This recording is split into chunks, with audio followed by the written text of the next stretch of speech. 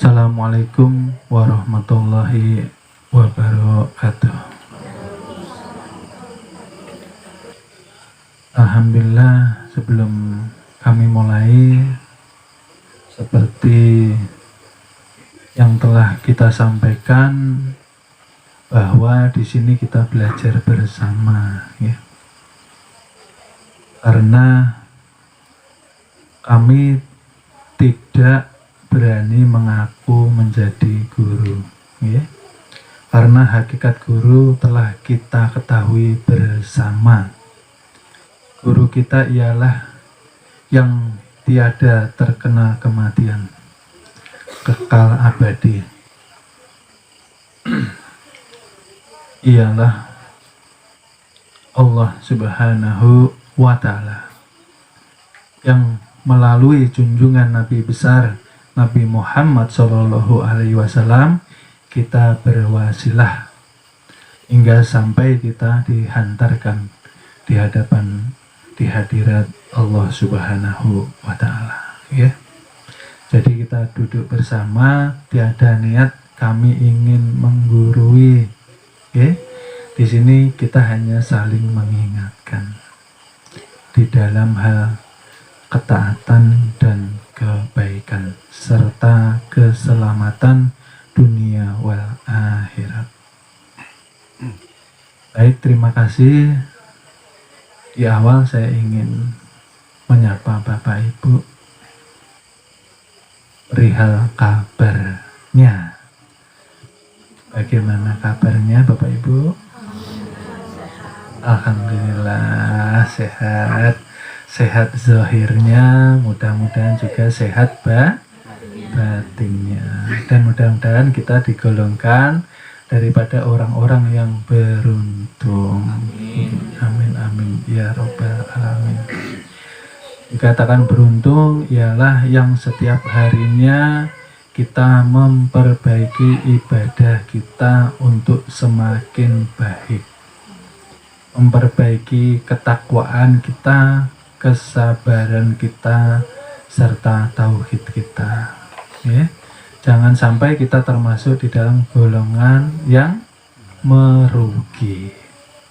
Dikatakan merugi ialah di setiap harinya tidak merasa bersedih ketika ibadahnya surut dan tidak istiqomah, ya. Jadi setiap hari ibadah kita ini surut ketaatannya, kita tidak merasa bersedih, itulah dikatakan orang yang merugi. Dan jangan sampai kita termasuk daripada golongan yang celaka. Dikatakan celaka ialah kita tidak merasa takut dengan tidak menjalani kewajiban kita kepada Allah Subhanahu wa Ta'ala. Ya, mudah-mudahan dengan diaminkan seluruh jamaah, kita selalu dilindungi Allah, dimasukkan ke dalam orang-orang yang beruntung. Amin amin ya robbal alamin. Baik Bapak Ibu, menyambung kajian yang kemarin, masih ingat kajian yang kemarin tentang zikir, ya? Bahwa sebelum kita berangkat ke majelis, sebelum kita mengkaji satu ilmu, ada baiknya kita membersihkan wadah kita atau kolbu kita atau hati kita. Karena dengan kebersihan hati atau kolbu, Allah ridha memasukkan nur cahaya ilmu dan kepahamannya ke dalam kolbu atau hati kita, ya. Jadi malam ini kita lanjutkan.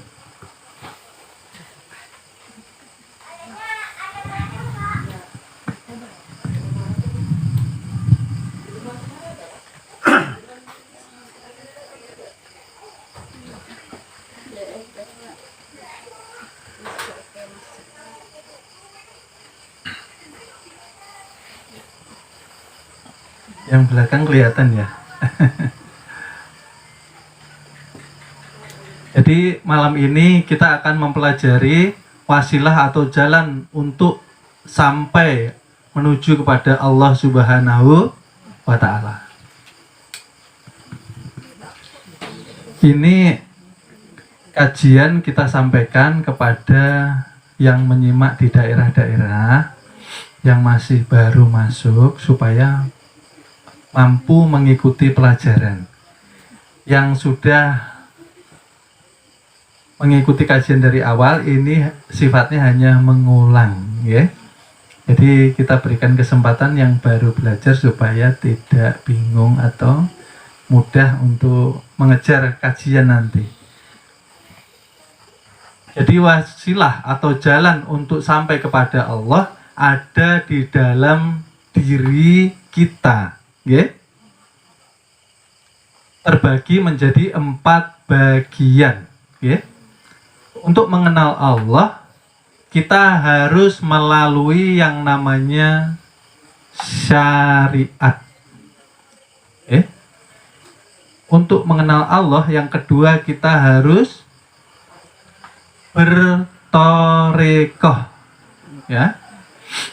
Yang ketiga, untuk mengenal Allah, kita harus berhakikat. Dan selanjutnya, buah daripada syariat, tarekat dan hakikat ialah ma'rifat, ya. Jadi ada di dalam diri kita, ya. Jadi yang pertama, ketika kita ingin wasilah kepada Allah Subhanahu wa Ta'ala, kita harus belajar ilmu fikih, ya. Karena fikih merupakan pakaian daripada keindahan tubuh atau sifat jamalullah, ya. Sifat jamalnya Allah Subhanahu wa Ta'ala, ya. Syariat merupakan pakaian daripada tubuh. Ini merupakan satu wasilah yang berasal dari junjungan Nabi besar kita, Nabi Muhammad Shallallahu Alaihi Wasallam. Karena tanpa mengikuti tuntunan daripada junjungan Nabi besar kita, tidak akan bisa kita akan sampai kepada Allah. Tidak akan sampai. Jadi hukumnya wajib bersyariat, ya. Fikih itu kan ada fikih untuk niat, fikih untuk sholat, untuk puasa, untuk zakat, dan untuk haji, ya. Dan itu semua wajib dijalani, ya. Jangan sampai kita belajar ilmu ketuhanan yang kepada muridnya tidak mewajibkan untuk menjalani syariat. Jangan diikuti karena kita tidak tahu nabinya, ya. Kalau jelas nabi kita Nabi Muhammad Shallallahu Alaihi Wasallam yang nyata-nyata dosanya sudah diampuni, tapi beliau masih mengerjakan sholat sampai kakinya bengkak, karena mensyukuri karunia daripada Allah Subhanahu wa Ta'ala. Kita umatnya Rasulullah, uswatun hasanah. Kalau ingin sampai kepada Allah, harus wajib mengikuti syariatnya Rasulullah. Karena syariat ini Bapak Ibu seperti pakaian, ya, untuk tubuh. Kalau tidak bersyariat berarti telanjang. Tidak mungkin, ya, bertorikoh hatinya baik tapi tidak sholat, ya. Pakai ibaratnya pakai baju tidak pakai celah.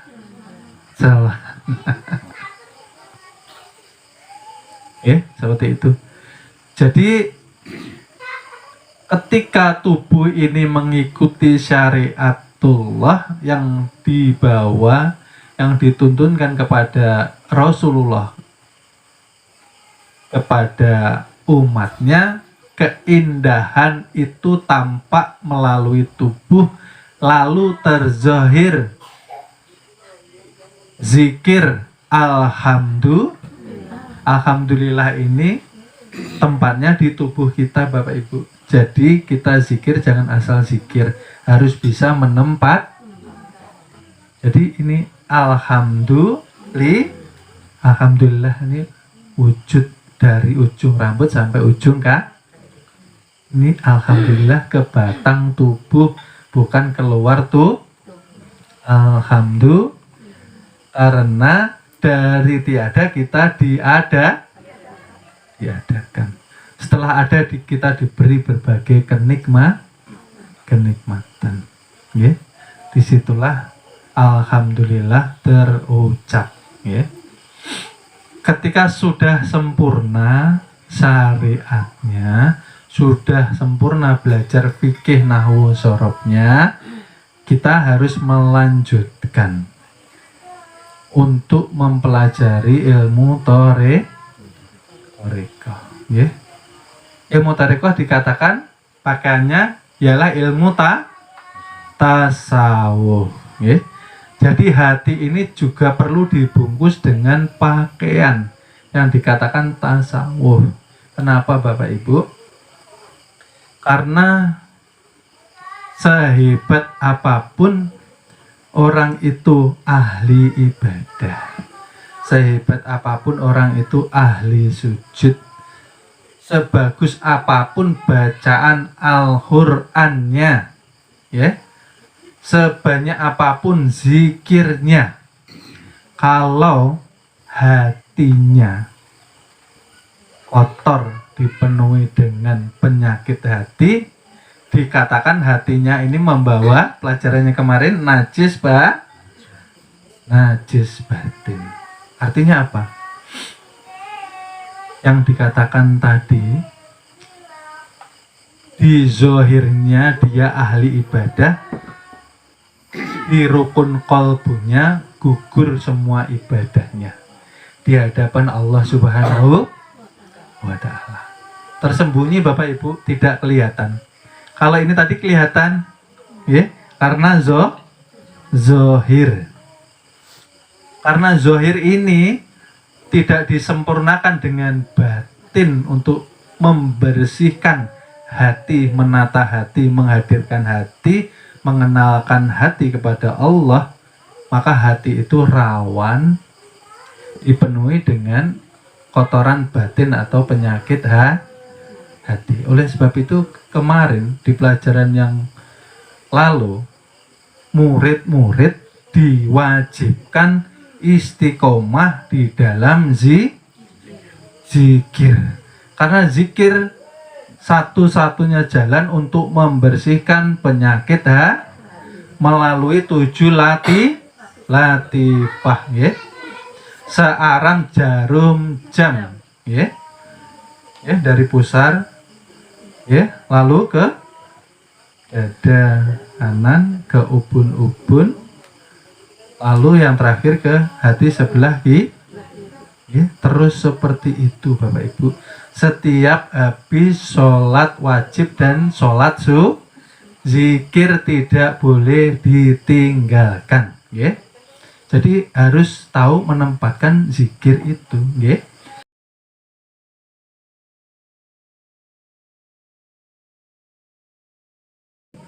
Terus Bapak Ibu, ini untuk membersihkan yang namanya kotoran-kotoran batin. Kotoran batin apa saja Bapak Ibu?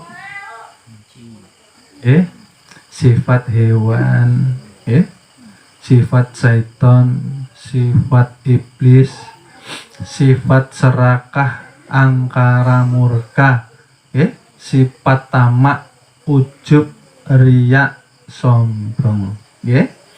Karena itu yang menghalangi kita masuk di dalam surganya Allah Subhanahu wa Ta'ala. Ya. Ada satu kisah ini Bapak Ibu.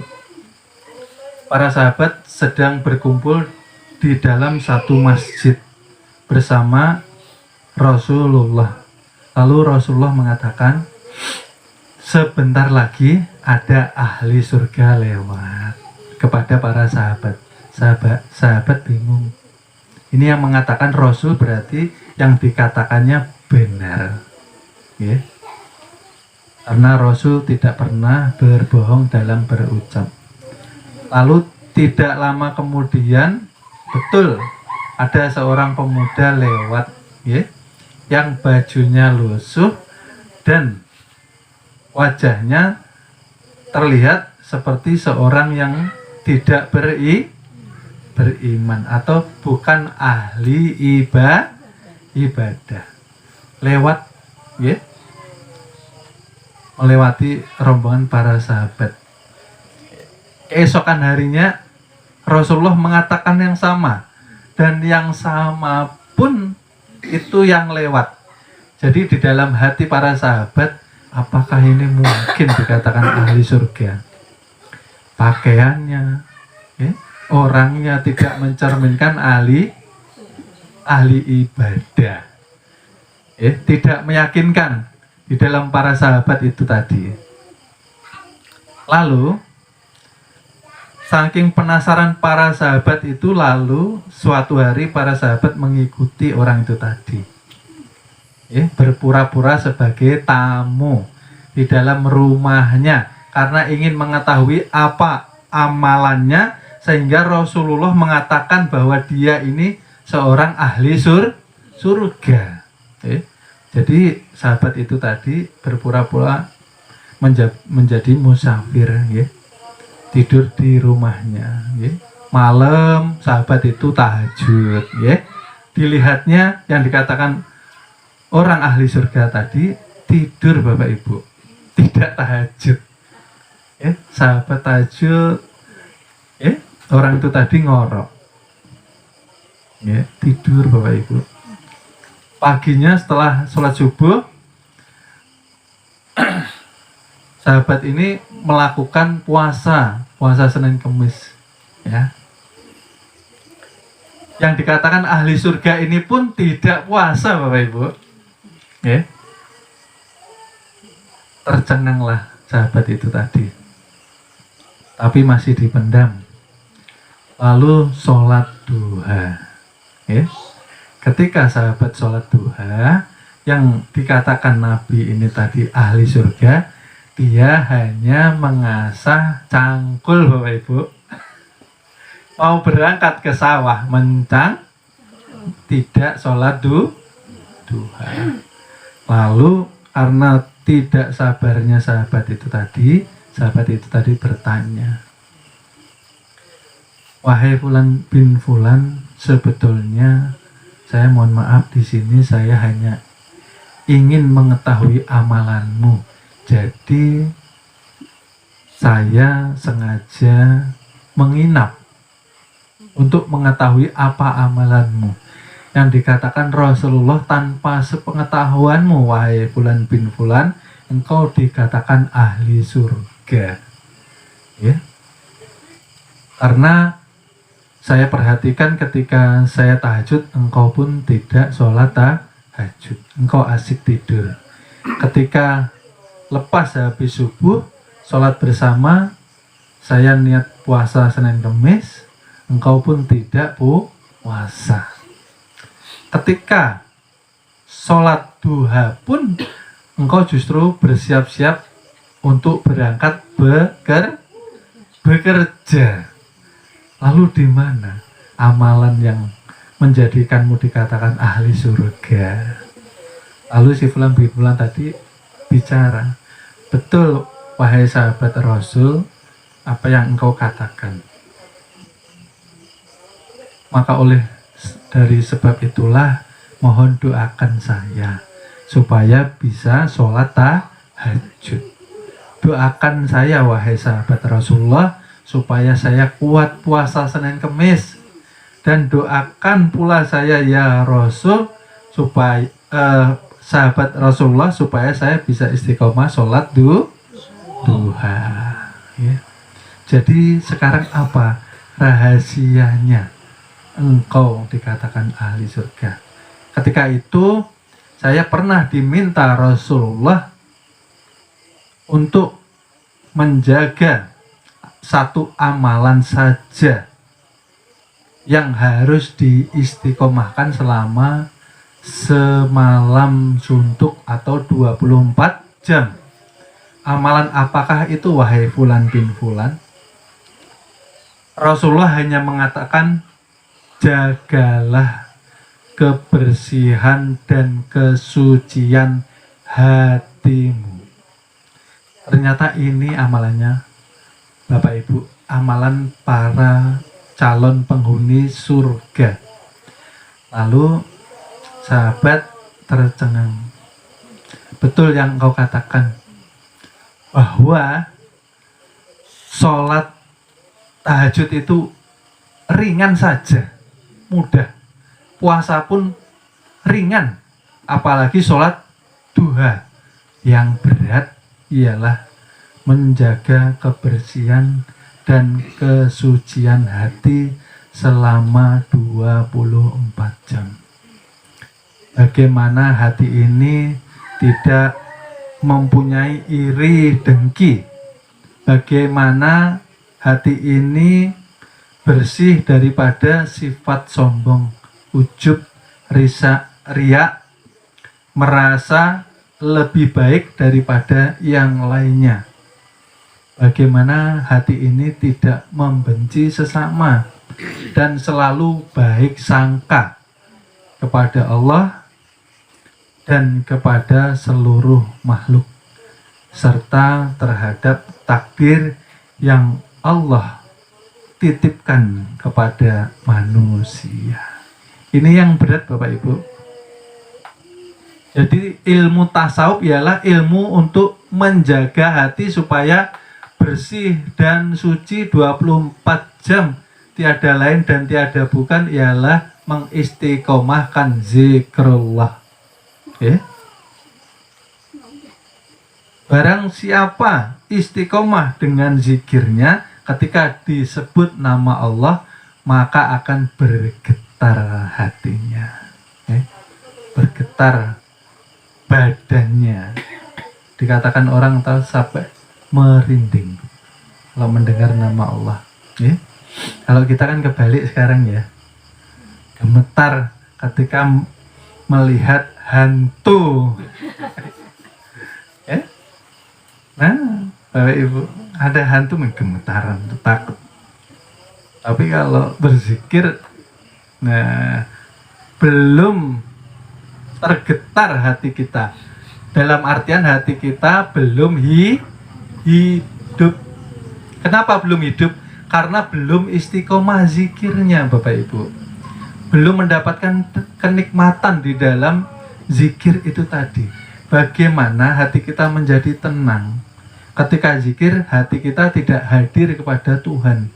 Lalai Bapak Ibu. Artinya ketika lalai kita hanya melafazkan saja.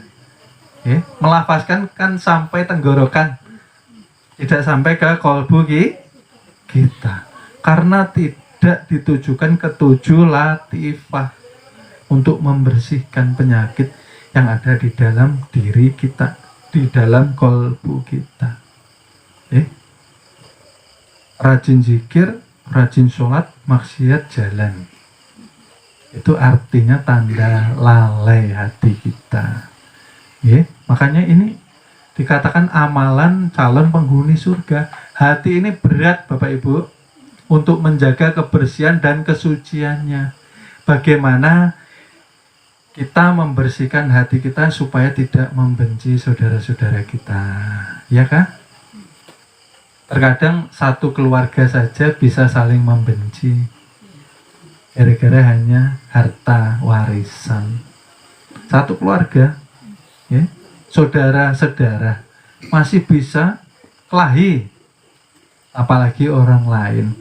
Hanya salah sangka saja sudah musuh-musuhan, blokir-blokiran, ya. eh, tidak saling tegur sapa. Itu artinya hati kita masih kotor, jauh daripada kebersihan yang Rasulullah amanahkan kepada Fulan bin Fu. Artinya apa? Kita belum layak dikatakan calon penghuni surga, ya kah? Oleh sebab itu selalu baik sangka Bapak Ibu. Ini penting. Belajar kemanapun, ya, ilmu ketuhanan ini yang ditekankan, ya. Yang pertama ialah kebersihan hati Bapak Ibu, kolbu kita, ya. Karena kolbu ini seringkali dia buruk sangka, seringkali mudah menilai seseorang, yang terkadang urusan itu bukan urusan kita, ya. Sering ingin tahu, ini yang bahaya Bapak Ibu, ya. Kebersihan hati, oleh sebab itu perlu istiqomah di dalam zikir supaya bisa menikmati. Kan di pelajaran kemarin dikatakan, ya, tanamkan zikir. Ketika zikir itu sudah tertanam, maka lambat laun Allah akan perdengarkan bulu kita, ya, urat kita, darah kita, tulang kita, kulit kita, seluruhnya akan berzikir. Ya, ini sudah terdengar atau belum? Gitu loh pertanyaannya. Kalau belum berarti harus istiqomah lagi. Berarti masih banyaknya kotoran di dalam kolbu kita. Karena kita dengan Tuhan tidak terhijab. Kalau kita masih terhijab dengan Tuhan, terhijab dengan pendengaran, ya, artinya kita harus rajin membersihkan hati kita, ya. Ini untuk renungan bagi jamaah dan murid-murid, ya. Dan ini sekali ialah nasihat.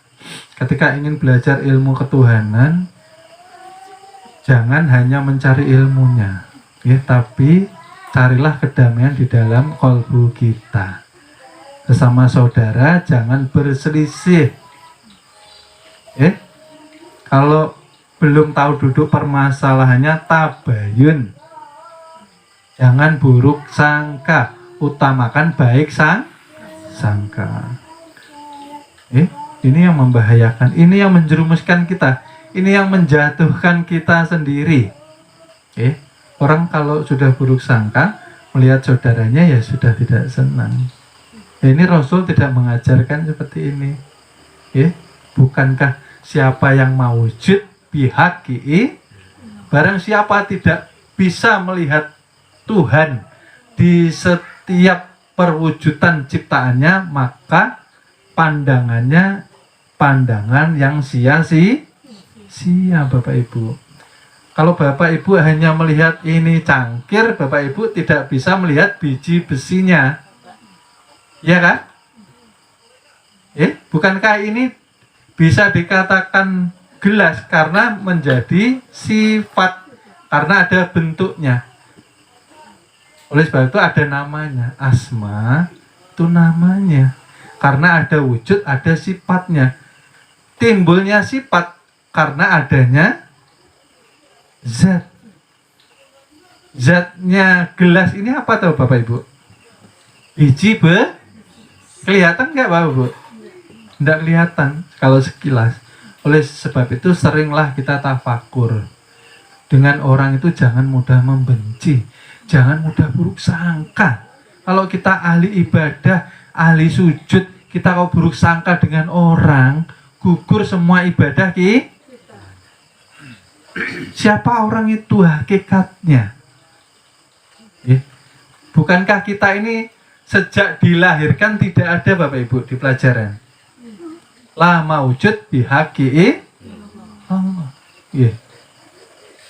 Adanya kita karena Allah ingin menzahirkan zat dan sifat untuk dikenal Bapak Ibu. Seperti itu. Dan ini termasuk juga amanah. Bagaimana hidup kita akan tertata dengan baik ketika kita sholatnya rajin, deres Qurannya rajin, deres Quran itu apa? Baca Qurannya rajin, puasanya rajin, tapi hati kita tidak kita jaga. Neraka wail. Justru ibadah itu akan menggiring kita ke api neraka. Artinya kita tertipu dengan ibadah kita. Ibadah yang seakan-akan sudah baik ternyata gugur semua, Bapak Ibu. Tidak ada gunanya. Oleh sebab itu kan kita tidak boleh sombong tadi.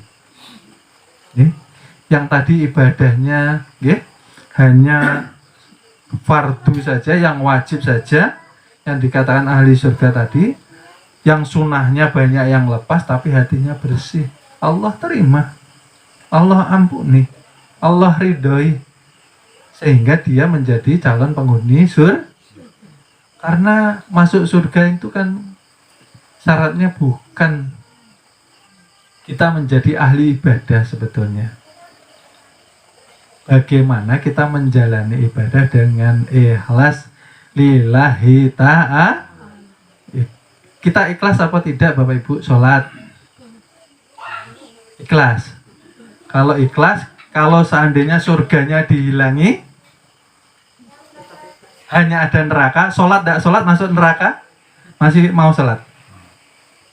Pertanyaannya, kalau ikhlas loh, tetap sholat, alhamdulillah. Karena secara syariat orang mau mengerjakan sholat karena diciptakan neraka. Kalau tidak sholat masuk neraka.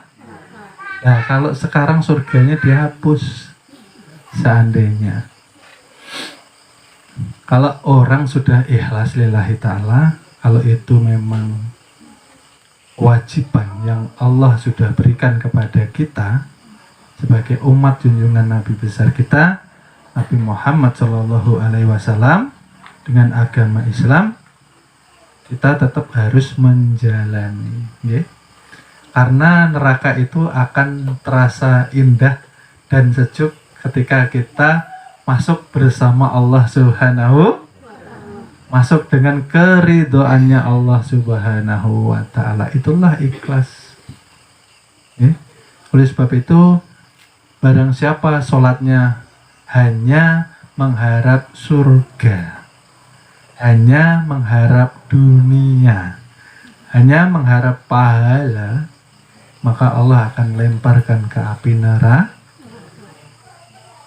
Banyak ini Bapak Ibu, orang sholat supaya hidupnya nyaman, orang sholat supaya usahanya lancar, orang sholat supaya masalahnya cepat selesai. Kebanyakan seperti itu Bapak Ibu. Ketika tidak ada masalah, sholatnya slow. Isanya nanti, ntar subuhnya kapan-kapan, duhur kecapean, asar kelewatan, maghrib kelupaan. Ini kalau nggak ada masalah. Kalau ada masalah, Masya Allah sholatnya. Belum azan sudah ditungguin Bapak Ibu. Ya Allah. Subuhan, 40 hari, 40 malam dijalani. Subuhan loh. Inginnya apa Bapak Ibu? Tujuannya apa? Menyelesaikan masa.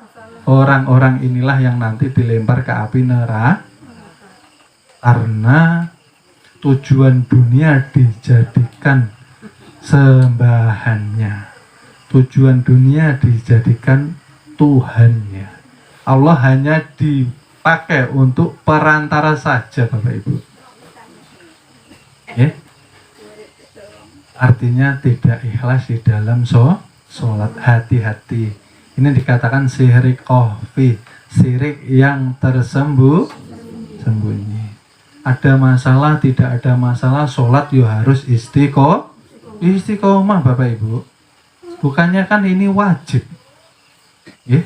Allah itu hanya menitipkan ujian dan cobaan, bukan menimpakan. Jika seseorang dititipkan ujian dan cobaan bab penyakit, bab kesusahan, sedikit miskin, sedikit lapar, kita tidak ridho, kita tidak senang. Allah mengatakan, carilah Tuhan selain daripada aku, katanya. Pergilah dari kolong langitku. Tuhan mengatakan seperti itu. Artinya kita diusir, Bapak Ibu. Kalau diusir keluarga, kita masih bisa nebeng tempat saudara kita. Ya? Tapi kalau Allah yang mengusir, kita mau hijrah kemana? Ya? Karena semua langit dan bumi, seluruh tatanan Bima Sakti, hanya Allah yang punya, Bapak Ibu. Ya? Kita ini kebanyakan dititipi ujian sedikit. Sedikit saja susah. Mengeluhnya nauzubillah. Ya Allah, diuji kok bertubi-tubi. Ujian kok tidak ada habisnya. Ini artinya ucapan ini tidak ridho dengan titipan para waliullah itu belum diangkat menjadi wali dan kekasihnya sebelum dititipi ujian dan karena ujian dan cobaan itu merupakan kenyataan kecintaan mereka terhadap Allah Subhanahu wa Ta'ala, Bapak Ibu. Kalau kita sedikit saja sudah oleng, dititipi saja, bukan ditimpakan. Banyak berkeluh kesah. Artinya ketika kita tidak ridho, berarti kita buruk sangka kepada Tuhan. Karena hidup mati perjalanan kita di bumi ini sudah tercatat 500 miliar tahun sebelum adanya langit dan bumi. Semua itu ditulis Allah memakai bismillah, Bapak Ibu. Takdir itu tidak sembarangan menulisnya, pun dengan kasih sayang Ar-Rahman dan Ar-Rahim. Ketika sekarang kita merasakan sakit, itu karena dari sudut pandang kita, Bapak Ibu. Karena Allah tidak akan menitipkan hal sesuatu yang sebetulnya bisa menyakiti kita. Titipan ujian dan cobaan itu untuk mengasah kolbu kita ini, Bapak Ibu. Orang itu kalau tidak pernah diuji, kolbunya tumpul, Bapak Ibu. Seperti pisau. Kalau kita punya kebun sawit, lalu 2 bulan tidak pernah kita datangi, pasti rumputnya akan tumbuh tinggi.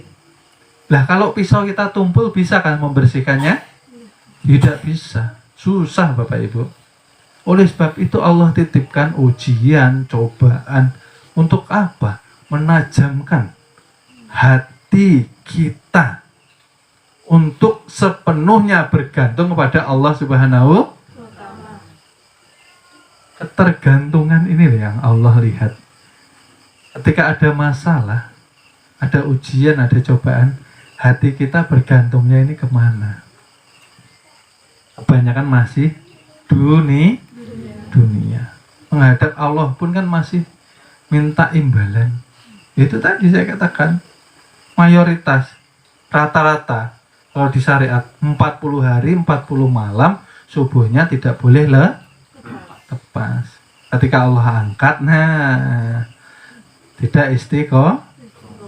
Oh, berarti ibadahmu ini karena ingin selesai masalahmu, artinya engkau tidak ridho dengan titipanku.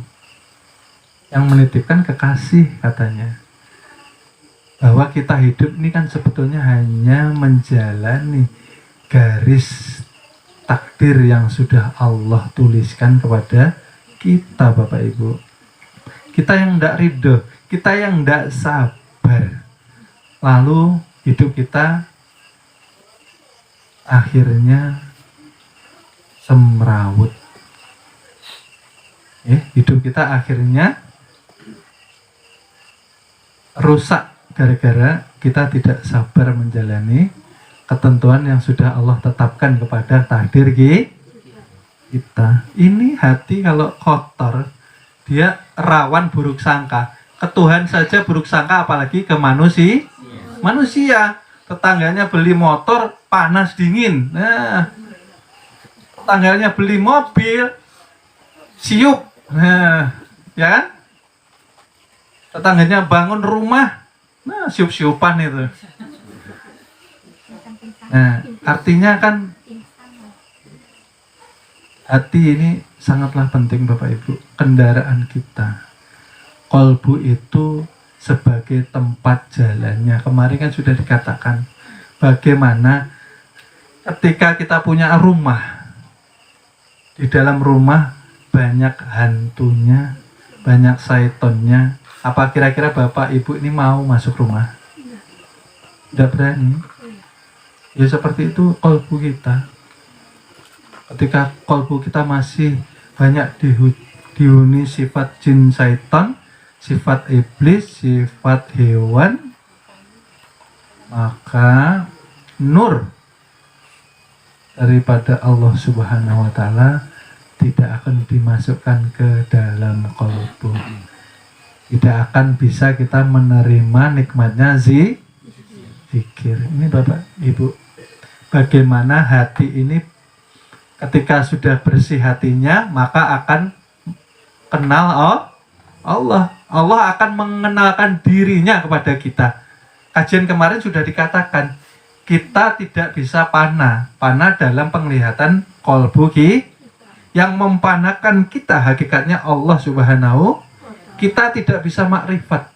Yang memakrifatkan kita ialah Allah. Ketika sudah ridho, Allah mengenalkan diri kepada kita itu loh Bapak Ibu. Contohnya begini, bagaimana zikir bisa nikmat kalau tidak kenal yang disebut. Contohnya begini, saya mempunyai anak ini, anaknya saya 2, ya, Haikal dan Rapasa.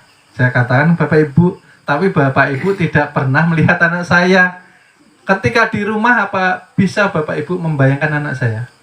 Tidak bisa. Tapi sekarang Bapak Ibu punya suami, punya istri, bisa membayangkan? Bisa. Sekarang ini bisa ya? Membayangkan anak, istri, suami bisa? Bisa karena sudah kenal, sudah ketemu orangnya. Lah, orang zikir belum kenal Allah, bagaimana akan bisa mengingatnya? Ya, hanya mengenal zat dan sifatnya, belum mengenal yang mempunyai zatnya. Tapi kalau hati kotor, sampai kapan kita mau terus jalan di tempat? Paham gak? Berarti kita sendiri yang menghijab, kita yang mendinding, ya, kita yang menutup antara kita dengan Tuhan melalui kolbu kita yang kurang bersih. Karena di hati inilah sifat kamal atau kesempurnaan Allah terlihat. Disinilah zikir Subhanallah akhirnya tercipta. Subhanallah mendudukkannya melalui Jadi kalau Bapak Ibu zikir sekarang sudah tahu, tidak asal zikir kalau subhanallah, ya. Artinya sucikan hatimu. Karena Allah itu maha tidak bisa didekati dengan hati yang subhanallah. Sucikan hati kita masing-masing, ya. Lalu setelah sempurna thariqah, kita harus melewati jalan hakikat. Jalan hakikat ini duduknya di ruh. Ilmunya ialah tauhid. Tauhid ialah mengesahkan zat dan sifat, asma serta mengesahkan. Pelajaran kemarin ialah mematikan diri sebelum kematian yang sesungguh. Itulah jalan mentauhidkan zat dan sifat Bapak Ibu. Mentauhidkan zat dan sifat ialah jangan lagi merasa ada wujud di, karena kita sudah belajar bersama ya, yang hidup Allah. Nyatanya kalau ada tubuh tidak ada ruh dinamakan mayat. Artinya yang hidup siapa? Ruh, ya kan? Nah, yang melihat, yang mendengar, yang mengucap, yang mempunyai keinginan, yang dititipi pemahaman yang dikatakan ilmu, serta keinginan dan kehendak, kodrat irodat, duduknya di sifat. 7 sih adanya di ruh, bukan di itu. Nyatanya ketika tidur ternyata tubuh kehilangan kontrol terhadap 7 sih. Orang tidur tidak bisa melihat Bapak Ibu, ya kan? Ya, artinya hilangkan pengakuan yang ada di dalam diri kita. Jangan lagi merasa kita yang sholat, jangan lagi merasa kita yang ya. Pelajaran sebelumnya sudah dikatakan Bapak Ibu bahwa yang sholat ialah zat, yang disolatkan sifat, yang sholat ruh, yang disolatkan jasad. Bagaimana kita mengakui amal sholat merupakan amal ibadah kita? Sudah masuk di dalam syirik kok, syirik yang tersembunyi, mengakui yang bukan hak miliknya Bapak Ibu. Kita ini sifatnya kan mayat ini, tubuh tidak ada 7 sifat ya, sifatnya mayat Bapak Ibu. Oleh sebab itu ketika ada sebiji zarah kesombongan ada di dalam hati kita, maka kita diharapkan masuk ke surganya Allah Subhanahu wa Ta'ala. Jangan lagi merasa. Sekarang banyak merasakan. Nah, kuncinya apa? Berhenti menjadi manusia. Karena yang ada insan Bapak Ibu.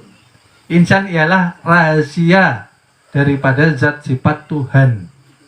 Kalau manusia, dia mengandung sifat-sifat hewan dan sifat-sifat ya. 4 nafsu yang terkandung di dalam sifat manusia kebanyakan seperti hewan dan setan ya. Jadi tauhid mengesahkan zat dan sifat ini harus setiap hari Bapak Ibu. Bagaimana setiap hari kita berjalan, melihat, mengucap harus selalu bersama Allah. Oleh sebab itu ketika kita tidak merasakan kehadiran Tuhan, maka omongan kita, ucapan kita akan menyakiti hati Allah. Karena kita tidak merasa hidup bersama Tuhan, tidak hati-hati ya. Ini yang berbahaya. Oleh sebab itu apapun yang kita kerjakan, kita dipesankan selalu mengucap basmalah ya.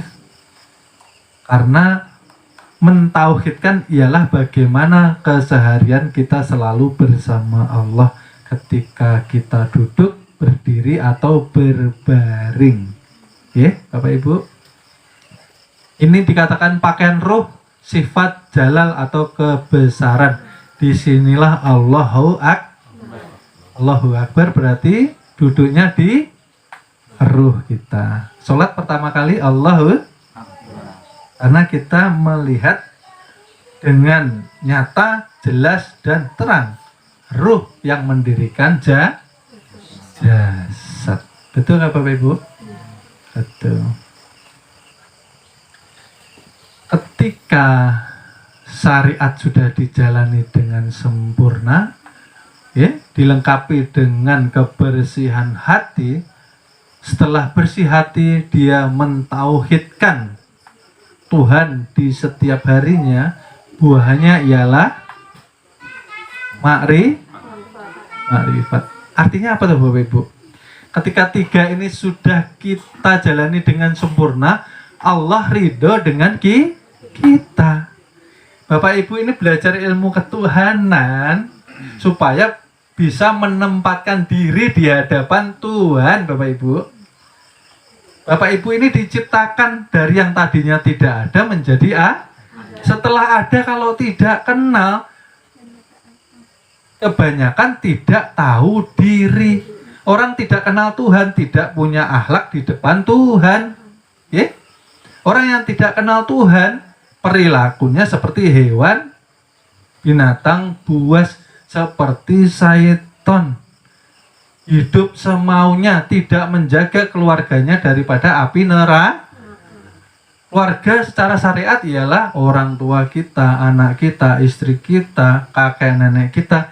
Itu keluarga secara syariat. Kalau secara hakikat keluarga yang mana? Ya tangan kita, ya kaki kita. Ya? Oleh sebab itu ini amanah. Ini bukan tanganmu, ini bukan kakimu. Nyatanya di dalam rahim ibu atau alam kesucian, siapa yang membentuk tubuh manusia? Allah Subhanahu wa Ta'ala. Bapak Ibu tidak bisa menciptakan. Itu amanah. Asal dari Allah harus kembali kepada Allah. Asal dari Tuhan kembali pun nanti akan menjadi karena kita tidak ada. Kalau sampai pulang tidak mengenal Allah, artinya perilaku kita seperti hewan dan syaitan. Biasanya orang yang tidak kenal Tuhan, ketika meninggal dia akan tersesat karena perilakunya sendiri. Ketika hidup selalu menuhankan apa yang cenderung disukainya. Gitu loh Bapak Ibu. Ya? Kecenderungan hidup kita ini yang kita senangi apa? Itu yang akan menjadi Tuhan nanti setelah kita tiada.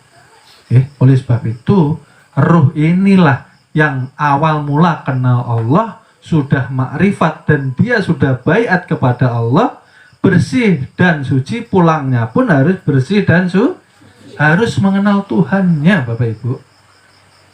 Bapak ini paham enggak ini maksudnya? Ringkasannya ialah pelajaran ketuhanan ini bagaimana memulangkan amanah yang Allah titipkan kepada insan ini loh. Bagaimana kita menjalankannya setelah dititipkan? Apakah semau kita atau mengikuti petunjuk Allah Subhanahu wa Ta'ala? Direnungkan masing-masing. Sekarang umur berapa? Terus ditimbang-timbang di rumah itu. Supaya apa? Supaya berpikir kita ini berpikir. Besok belum tentu hidup. Yang lalu sebagai pelajaran. Sekarang kita harus memperkuat, memaksimalkan ibadah taubat kepada Allah Subhanahu wa Ta'ala. Hidup jangan main-main.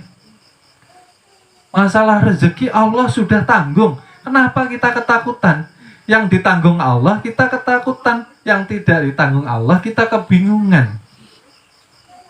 Nah ini kan harus diubah mindsetnya ini, pemikirannya. Kalau masalah rezeki kita ketar-ketir, kita ketakutan, tawakal kita dipertanyakan. Bergantungan kita kepada Allah dipertanyakan.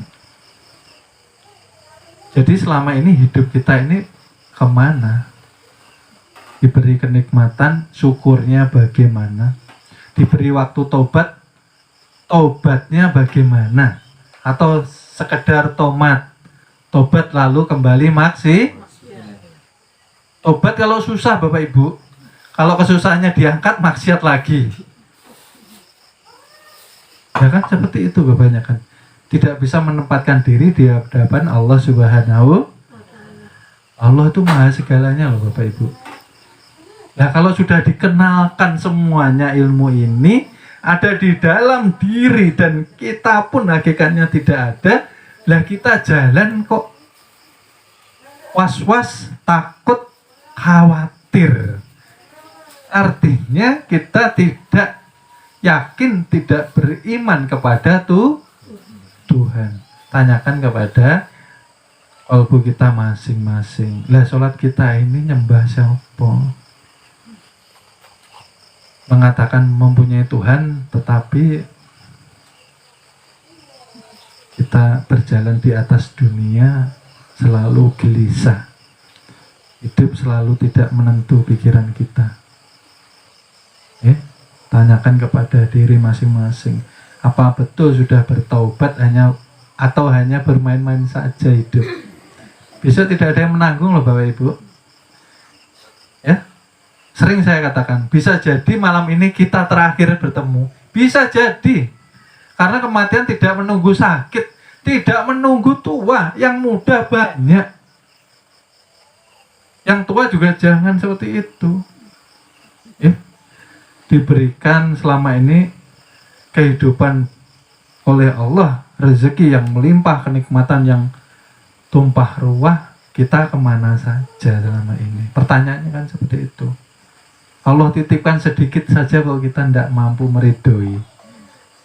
Resah, gelisah ini nah hidup. Maunya enak terus, manusia itu kan seperti itu. Akhirnya tidak mampu menerima ilmu sir dari Allah Subhanahu wa ta'ala. Ilmu sir ini syaratnya syariatnya kuat, hatinya bersih, ruhnya selalu bersandar kepada Tuhan Bapak Ibu.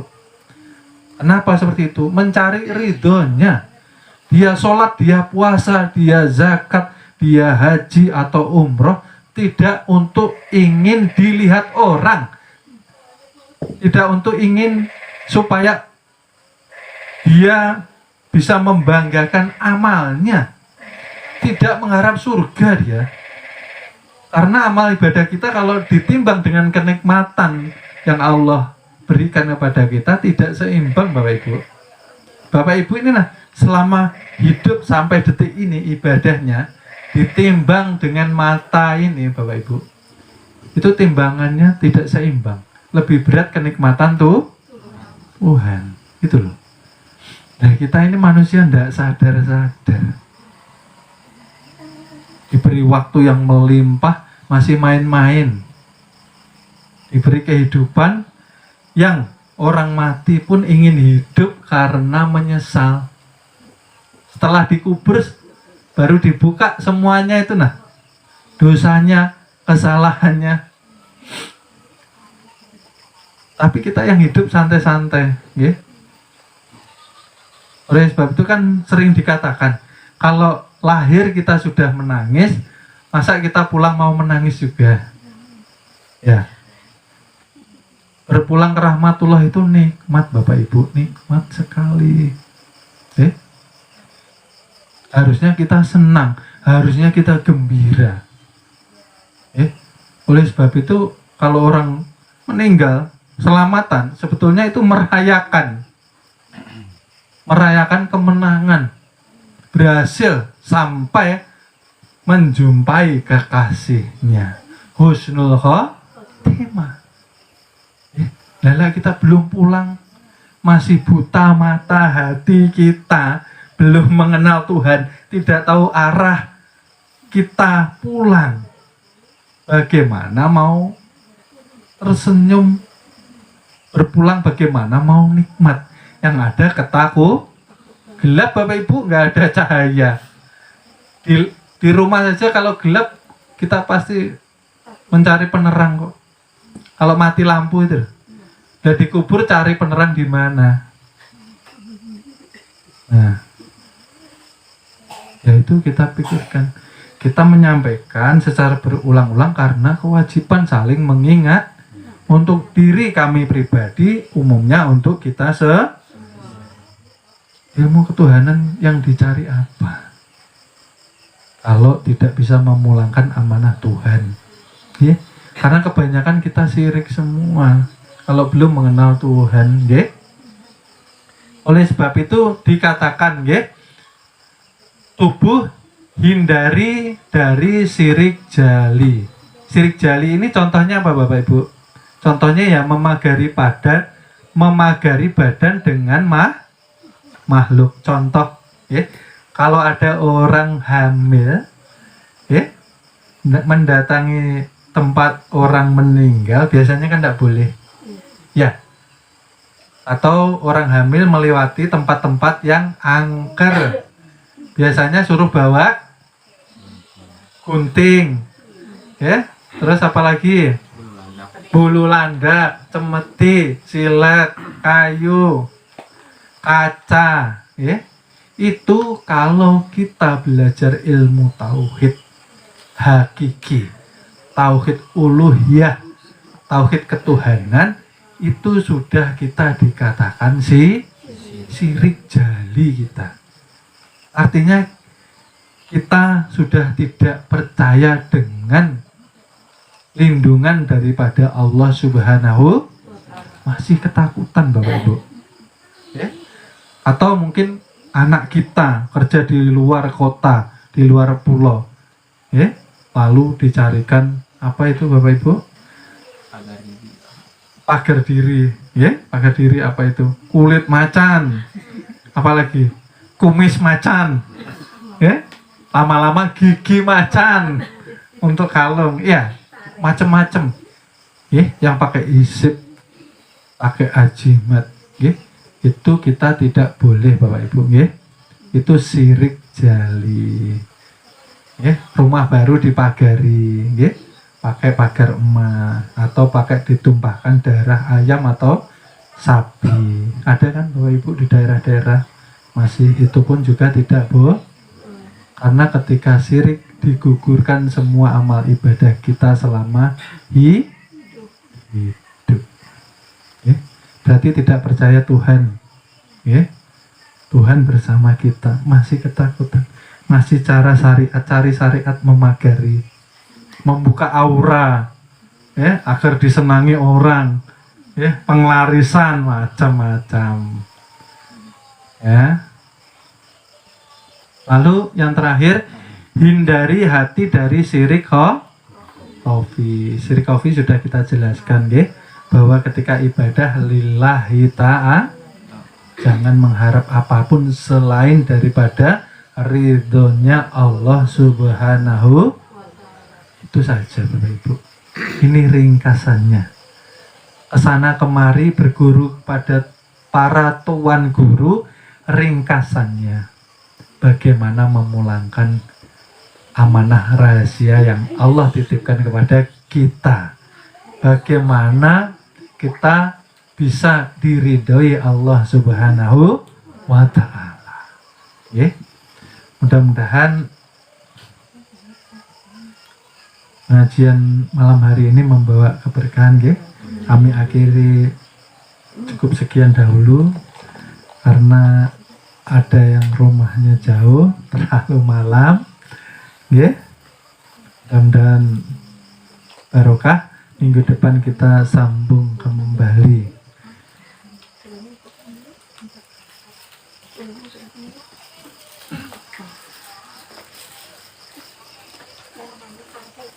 Kita akhiri pengajian malam ini. Mohon maaf apabila banyak salah kata, salah ucap yang kurang berkenan di hati Bapak Ibu dan adik-adik yang dirahmati Allah Subhanahu wa ta'ala, yang menyimak di Muang ataupun di daerah-daerah. Terima kasih. Kami cukupkan sekian. Wassalamualaikum warahmatullahi wabarakatuh.